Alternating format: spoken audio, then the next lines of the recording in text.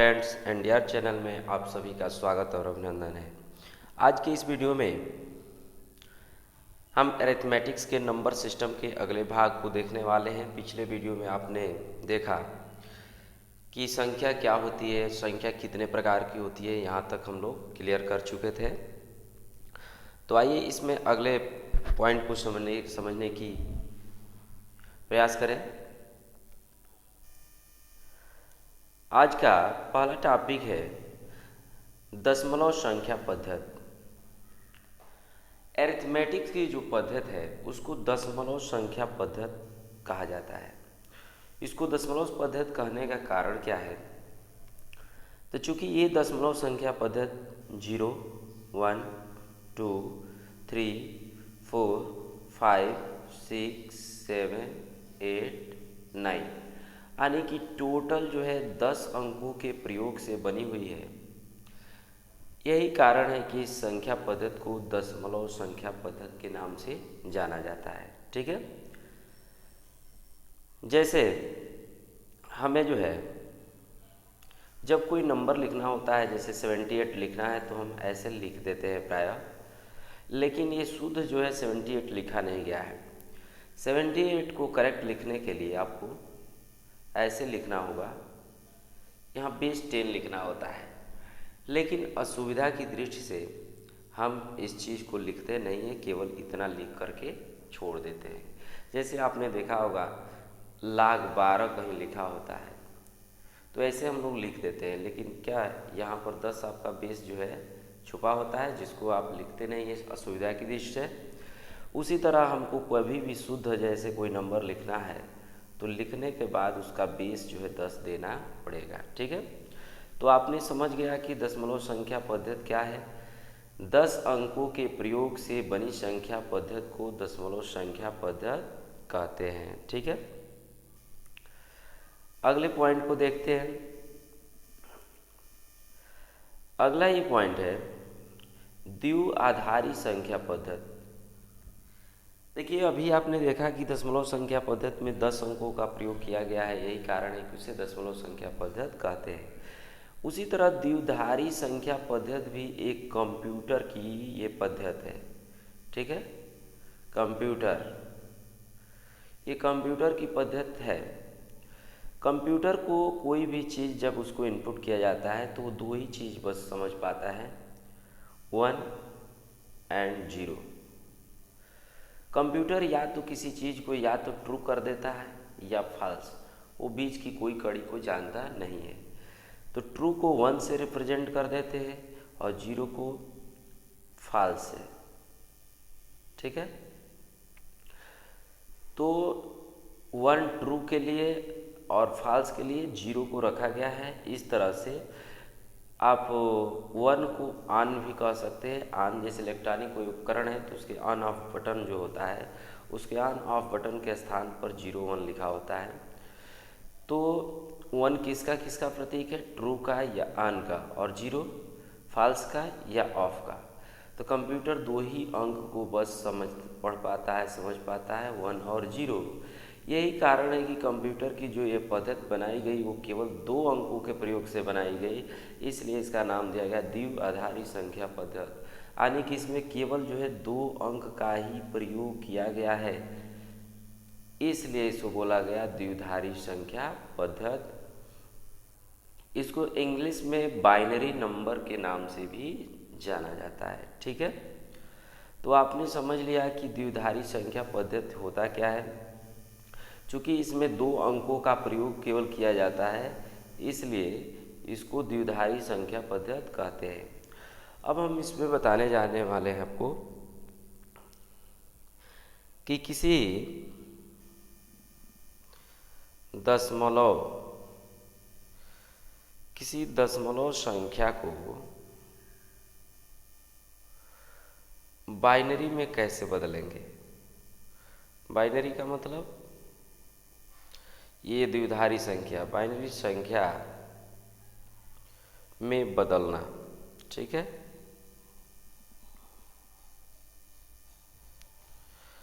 तो आप जो है दशमलव संख्या को बाइनरी में बदलना सीखने वाले हैं। जैसे मान लीजिए यहाँ पर 65 है, आपसे पूछा जाता है कि 65 को बाइनरी में कितना लिखेंगे। बाइनरी का बेस क्या रहेगा, 2 रहेगा। और जैसा कि आपने जान गए हैं कि बाइनरी नंबर में केवल 0 और 1 होता है और कुछ नहीं होता है। तो हम जो है इसको बाइनरी में कैसे बदलेंगे आपको सिखा रहे हैं। आप 65 को ऐसे नोट कर लीजिएगा, इस तरह का स्ट्रक्चर बना लीजिएगा, ठीक है। यहाँ पर आपको शेष लिखना है। शेष हमेशा इसमें 2 से डिवाइड करना है। जैसे 2 3 जा 6, 2 2 जा 4, रिमाइंडर क्या बचा 1, 1 यहाँ लिख दीजिए। फिर इस तरह से 2 से 2 16 32, शेष क्या बचा 0। फिर 2 से 2 8 16 0, 2 चौके 8 0, 2 दूनी के 4 0, फिर 2 से 2 1 जा 2 0। जब इतना कर लेंगे तो इसको नीचे से ऐसे ले जाकर अगर उतार देते हैं तो आपकी बाइनरी नंबर तैयार हो जाएगी 1 0 0 0 0। ठीक है, कितने 0 है, 2 4 5 0 है 1। ये जो है बाइनरी नंबर है जो 65 को बता रहा है। ठीक है, तो हमें आशा है आपको बाइनरी नंबर अब बदलने आ जाएगा। एक और छोटा सा उदाहरण और लेते हैं। जैसे मान लीजिए हमको 33 को बाइनरी नंबर में बदलना है। ठीक है, तो आप 33 को नोट करके ऐसे डिवाइड करेंगे। 2 से 16 दूनी 32, शेष 1 बचेगा। 2 8 16, 0 शेष बचेगा। 2 चौके 8, 0 शेष बचेगा। 2 दूनी के 4, 0 शेष बचेगा। 2 एकम 2, 0 शेष बचेगा। नीचे से उतारिए 1 0 0 0 0 1। ये जो है आपका बाइनरी में 33 लिखा हुआ है। तो अब आप जो है आसानी से दशमलव संख्या को बाइनरी में बदल सकते हैं। कोई भी दिक्कत हो जरूर जो है आप कमेंट कीजिएगा, पुनः बताया जाएगा। ठीक है, तो आप लोग क्लियर कर लिए कि कैसे बाइनरी को, द्विधारी को बाइनरी में बदलेंगे, जो है दशमलव संख्या पद्धति को द्विधारी संख्या पद्धति में बदलेंगे। ठीक है, अब हम इसके अपोजिट सीखने वाले हैं कि बाइनरी को हम, अब कोई मान लीजिए बाइनरी नंबर दिया हुआ है, हम सोच रहे हैं कि इसको जो है दशमलव में बदले, यानी डेसिमल फार्म दशमलव संख्या पद्धति में बदले। तो कैसे बदलेंगे, चलिए एक देखते हैं। 1 0 0 1 0, मान लीजिए ये एक बाइनरी नंबर है। आपसे पूछा जा रहा है कि इसको जो है दशमलव संख्या पद्धति में बदल दीजिए।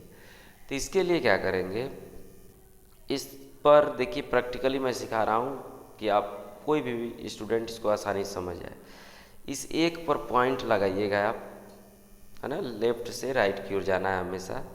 एक पर पॉइंट जितनी बार लगाएंगे आप 2 लिखकर उसके आगे जितने नंबर है उतना पावर लगाइए। देखिए 1 2 3 4, तो इस पर 4 पावर प्लस, फिर 1 पर पॉइंट लगाइए तो 1 यहाँ मिल रहा है। अब सीधे 0 पर पॉइंट नहीं लगाना है। जब 1 पर पॉइंट लगाए तो फिर 2 लिख के इसके आगे जितने नंबर है उतना पावर लगा दीजिए। ठीक है, अब कोई 1 नहीं है तो हम रहने देंगे। 16 प्लस 2, ये देखिए 18 को रिप्रेजेंट कर रहा है, यानी ये 18 लिखा गया है।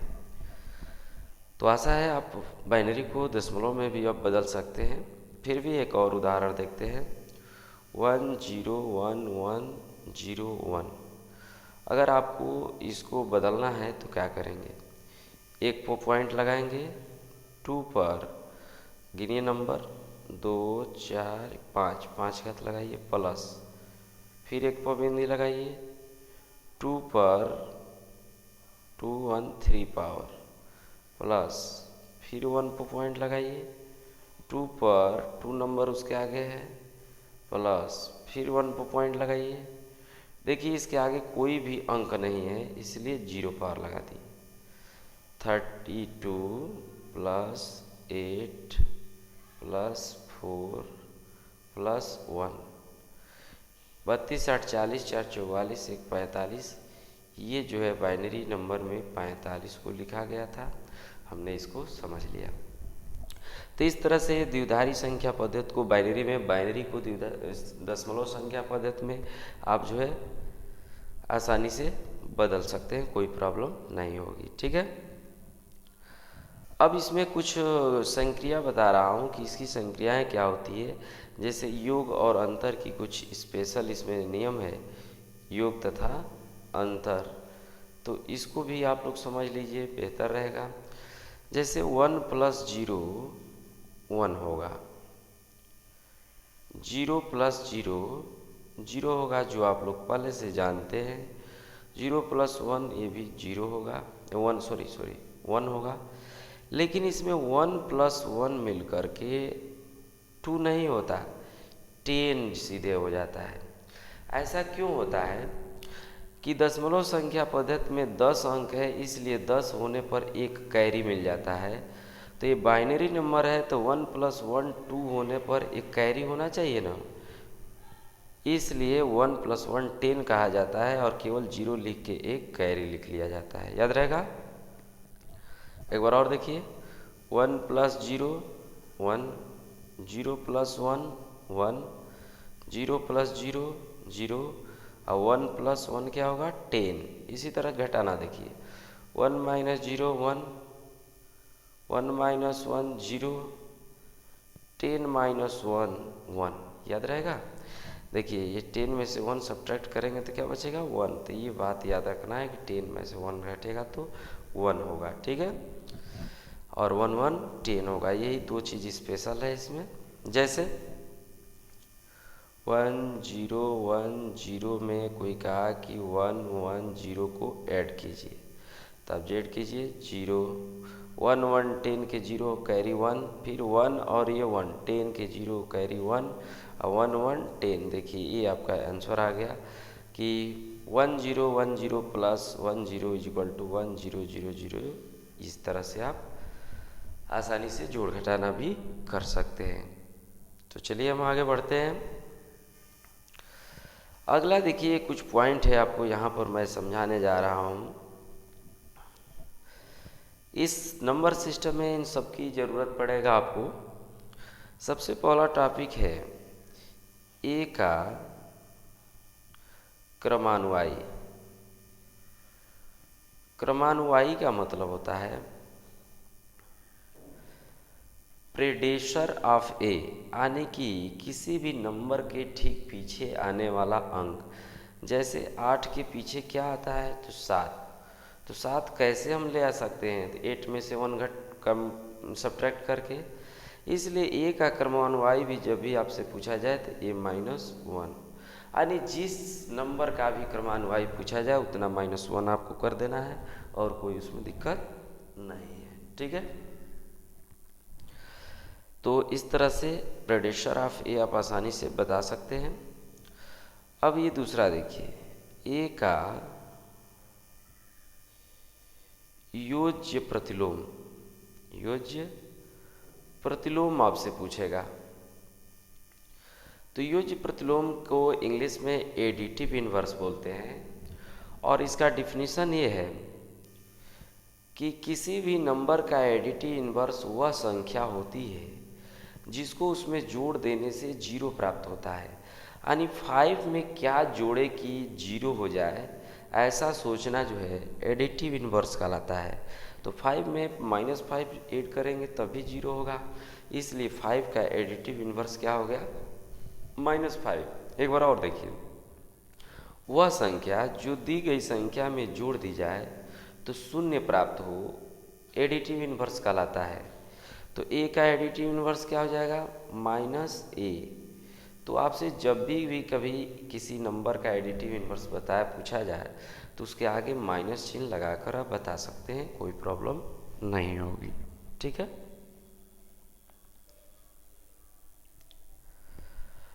अब देखिए यहाँ पर तीसरा पॉइंट है ए का गुणात्मक प्रतिलोम। एक गुणात्मक प्रतिलोम क्या है देखिए, इसको इंग्लिश में मल्टीप्लिकेटिव इन्वर्स कहते हैं। इसका मतलब होता है कि जैसे कोई पूछे कि 5 का मल्टीप्लिकेटिव इन्वर्स यानी गुणात्मक प्रतिलोम क्या है, तो ऐसी संख्या जिससे 5 में गुणा कर दिया जाए तो 1 प्राप्त हो जाए, उसका मल्टीप्लिकेटिव इन्वर्स कहलाता है। तो आप देख सकते हैं 5 में 1/5 से मल्टीप्लाई करेंगे तब जाकर 1 आ पाएगा। इसलिए ए का मल्टीप्लिकेटिव इन्वर्स 1/a हो जाएगा। यानी कि किसी भी नंबर का मल्टीप्लिकेटिव इन्वर्स पूछा जाए तो उसको इन्वर्स कर देने से हो जाएगा। फिर भी कुछ परेशानी हो जाती है आप लोगों को, एक बार मैं बताने का प्रयास कर रहा हूँ। जैसे कोई पूछा कि 5 का एडिटिव इन्वर्स, तो 1/5। 2/3 का एडिटिव इन्वर्स, तो आप बोलिए 3/2। लेकिन वही अगर पूछ दिया जाए कि x + 1/x का एडिटिव इन्वर्स, तो जब तक इसको हम सॉल्व नहीं कर लेंगे हम एडिटिव इन्वर्स नहीं बताएंगे। x² + 1/x हो रहा है। अब इसका एडिटिव इन्वर्स हम बता सकते हैं x/x² + 1। ठीक है। अब हम देखेंगे ये चीज़ क्रमागत संख्या मानना। कैसे क्रमागत संख्या को मानेंगे? क्रमागत संख्या को कैसे आप लेट करेंगे? जैसे मान लीजिए कहता है कि 3 लगातार संख्याओं का योग 80 है, पहली संख्या क्या है? तो सबसे पहले हमें ज़रूरत पड़ेगी कि हम लेट करें कि कैसे जो है क्रमागत संख्या को माना जाता है।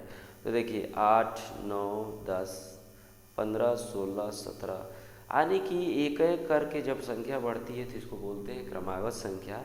इसलिए आप मानेंगे x + 1, x + 2, x + 3, जितनी भी नंबर मानना हो ऐसे मान सकते हैं। लाइफ टाइम में कभी बदलने की ज़रूरत नहीं है।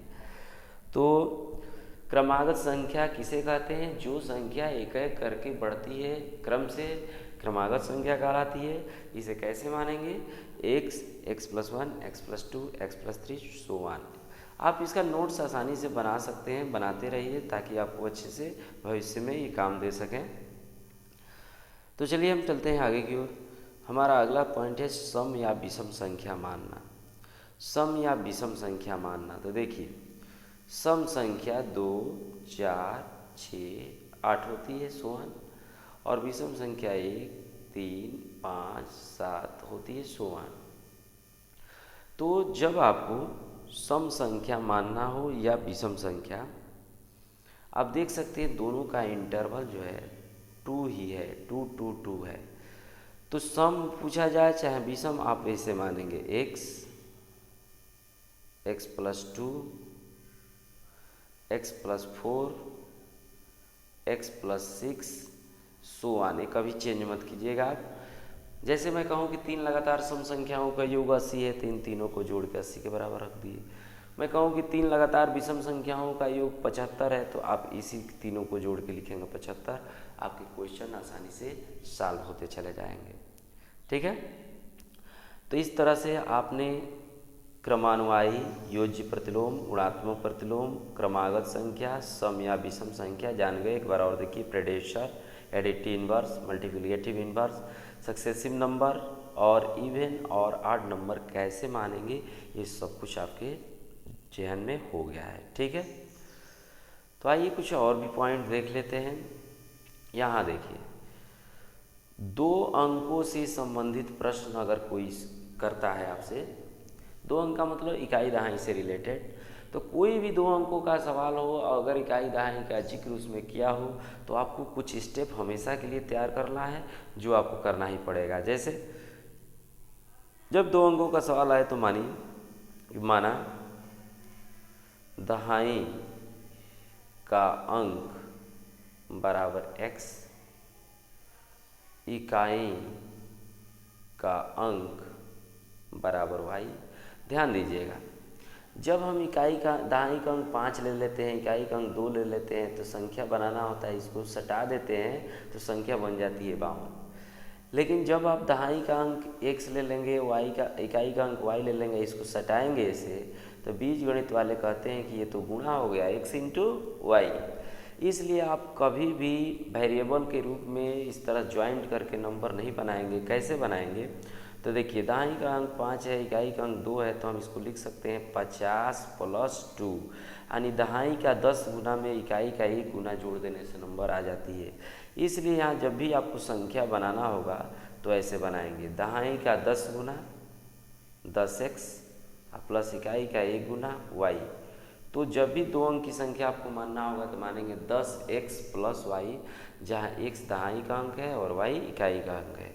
अगर अंक पलट दिया जाए, अंक पलटने पर संख्या कैसे बनेगी? तो दहाई इकाई वाला दहाई पर आ जाएगा, यानी 10y + x। बात समझ गए? तो इतनी चीज़ें आपको याद रखना है कि जब 2 अंकों का कोई सवाल करना है तो हमें जो है माना दहाई का अंक x, इकाई का अंक y, संख्या 10x + y, अंक पलटने पर संख्या 10y + x हो जाएगी। जैसे 52 है, पलट देंगे तो क्या हो जाएगा? 25 हो जाएगा। ठीक है, यानी इकाई का 10 गुना हो जाएगा, दहाई का 1 गुना हो जाएगा। इस तरह से आप 3 अंक की संख्या भी हम मान सकते हैं। जैसे सैकड़ा का स्थान x हो, दहाई का स्थान y हो, इकाई का स्थान z हो, तो संख्या कैसे बनाएंगे? तो सैकड़ा वाला 100 गुना होता है, इसलिए 100x प्लस दहाई वाला 10 गुना होता है तो 10y प्लस इकाई वाला 1 गुना आता है। ये हो गई 3 अंकों की संख्या।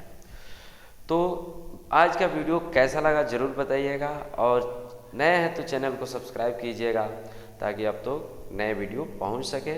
और हम नेक्स्ट वीडियो में आपको बहुत इंटरेस्टिंग क्वेश्चन लेकर मिलने वाले हैं नंबर सिस्टम के, जो एग्ज़ाम में हमेशा छाए हुए रहते हैं। तो हमने नंबर सिस्टम के सारे नियम, कायदे, कानून समझ गए।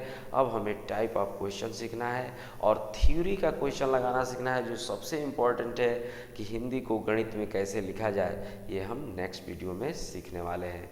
इसी के साथ इजाज़त दीजिए। धन्यवाद।